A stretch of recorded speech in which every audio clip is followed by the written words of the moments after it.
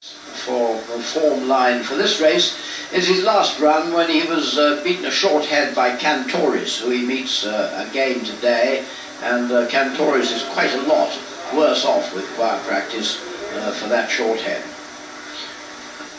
I must admit that I thought that he was going to win that race at Ascot. He came in with every chance. Cantoris, not an easy horse to beat.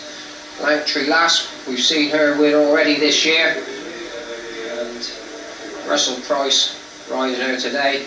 Neil Williams, normally associated with this filly, runs well around Kempton. She's been in really good form of late, Langtree Lass, and she has won 3 races so far this season. The last of those came at Redcar, and that was on good to firm ground, and she quickened really well in the closing stage of that race, and the forms worked out well. Chilly Boy and Premier Developer have won since then. She's got a good chance.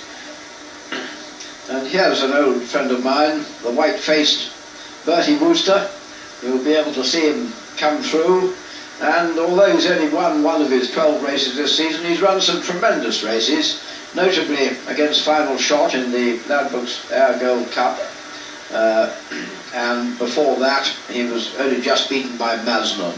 He's not absolutely 1000% consistent, Bertie, but most of the time he runs really well, can come from a longish way off the pace or lie up there.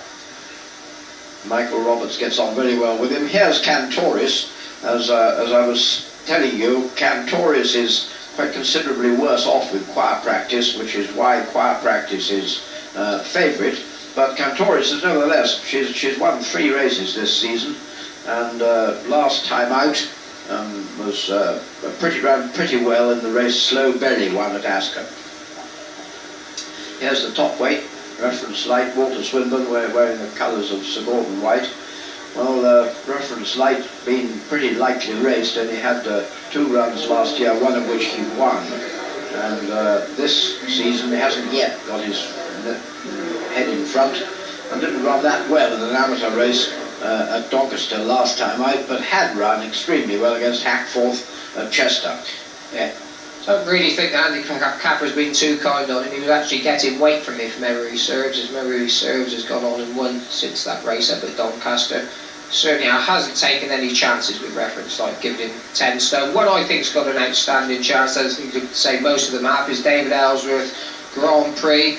Nice horses, he's by Formidable, finished behind Cantoris on both of his last runs at Ascot, but he did win at Goodwood over a 6 before that, and he had another one of today's runners, Joe Sugden, had Cantoris and Easy Line behind him. I think with a little bit more giving the ground, that'll suit him.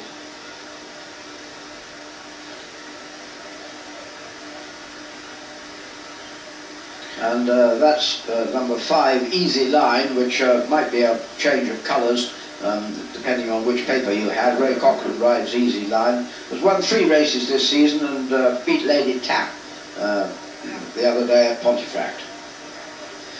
Let's hear now from that Turkish Sultan down in the ring. I hate to say, my noble lord, but somebody says he looks like a fat King Farouk. And I said, well, King Farouk was a fat you-know-what, and they said exactly. So we'll leave that aside, right? 6-1 the field, that's quiet practice. And 9-1 against Bertie Wooster, running in the race for the 3rd time, was runner-up 2 years ago. There's 10-1 Bar the 2. Good money for Grand Prix, 11-1 and 10-1. Greatest Jockey gave that a mention. And I reckon the best information down here is this Langtree Lass number 15, who has been a 14-1 chance. Some are calling 11 and even 10-1. Good each-way support for Langtree Lass. 10-1 against Easy Line, 10-1 Guns N' Roses, and money for Craft Express too. 25-1 it was, is now a 16-1 and 14-1 Craft Express. So the 2 horses back to the outside is a Craft Express and Langtree Lass, but very solid 6-1 crowd practice. But all day the bookmakers have been forking into their satchels, paying out the punters all the time. They're not going to get much back on this, a weak betting heat. The punters have got their money and they're keeping it. Well, if they've got some, that's good luck to them. There's Leicester riding for his son-in-law William Haggis there, and he's put up a pound overweight, carrying 8 stone 9 this filly now, Altea. And I suppose if you can't put a pound up overweight for your son-in-law, then you can't put it up for anybody. She hasn't really been in good form the last 2 or 3 runs. She did have good form early on in the season. She's come down, and if she's good enough, that extra pound I don't think it'll make too much difference to her. Let's have a look at Frankie Dettori's mount, Guns N' Roses, who's won a couple of races this season.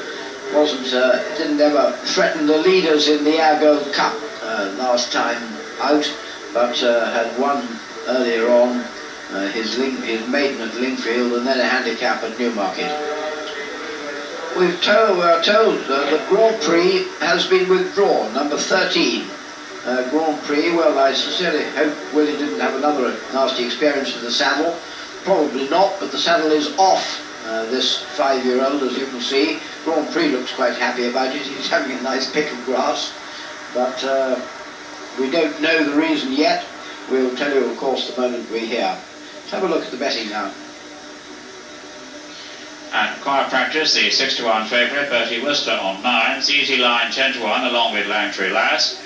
Grand Prix has now just been withdrawn. Guns N' Roses 11-to-1 along with Cantoris, Maluna on 12s, Dazzlingly Radiant is at 14s with Joe Sugden and Reference Light, and also Knight of Mercy 16-to-1 bar.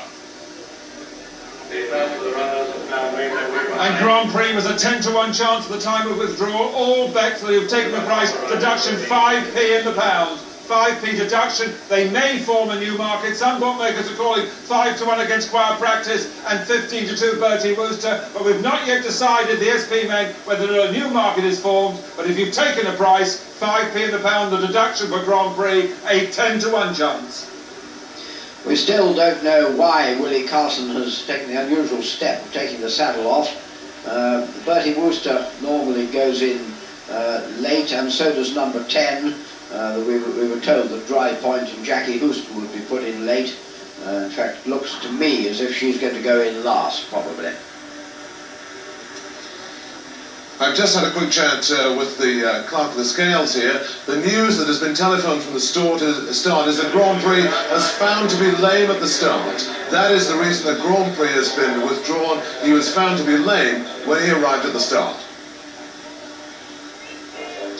Right, there he is. Let's hope it's nothing serious.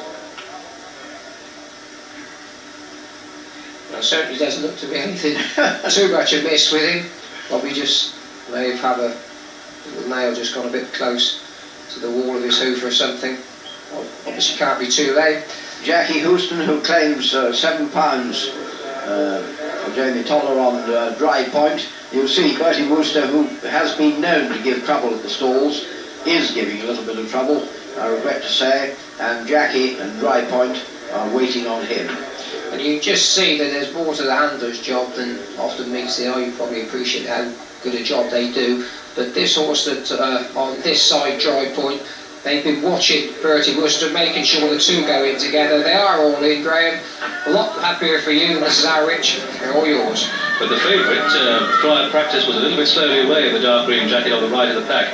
Cantor is showing pace. Also, Altair and Leicester are spearheading the field now for the first furlong. Ferox is going in pursuit. Maluna's bang there. Dazzlingly Radiant's there too, but it's Leicester on the grey in the centre of the pack that leads. Dazzlingly Radiant's the grey towards the right. Ferox towards the right of that. In behind them comes Cantoris. Dry Point in the pale jacket on the right of the pack too. In behind them comes Knight of Mercy. Bertie Wooster's close enough to Knight of today, if good enough. And Reference Light and Stripes of red and white's running fast too. They come down towards halfway. Altair the leader, with Dazzlingly Radiant in the chevrons, Reference Light in the stripes, Maluna in behind it, Ferox, then Cantoris, Craft Express is on the extreme right of the picture. Dry Point tries to come with a run too. Wide open race, any one of them could win. They've got just over a furlong to go. Joe Sugden's coming with a run. Altair still has it from Reference Light in the stripes. Bertie Wooster on the far side, Cantoris, Ferox, Joe Sugden coming with a run. Maluna is out of it inside the final furlong, and Altair gives up as Reference Light goes on. Old Bertie Wooster on the far side with his white face. Is he going to poke his nose in front? He could just do that. Bertie Wooster and Reference Light find out the finish. And photo! Oh, that's close. Leave that to the judge. Bertie Wooster, Reference Light. Altair might just have got third. Knight of Mercy, and also Easy Line in the firing line for the places. Boy, oh boy, we've got a close one here for this Olivier Douieb Memorial Handicap. It's a photo between number 3, Bertie Wooster, and the white face of this horse in the colours of Mr. Amanda J. Roaring, ridden by Michael Roberts. But also in that photo is number 1, Reference Light. And on the near side, well, that's reference light, and he could just have got there. It's desperately close. Don't forget, old Bertie Wooster's got a white face, and he may just have paled a little bit behind, but I don't know on that evidence. Reference light has got there with Bertie Wooster in second place.